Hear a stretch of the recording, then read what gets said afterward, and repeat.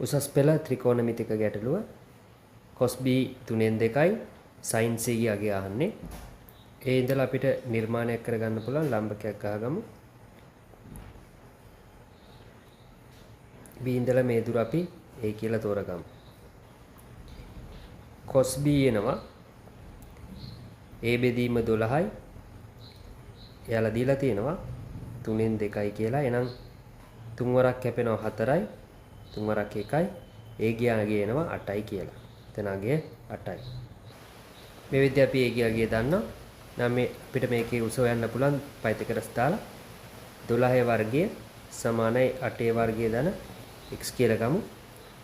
x වර්ගය. x වර්ගය සමානයි 144න් අඩු කරන්න ඕන 64. x වර්ගය එනවා 80.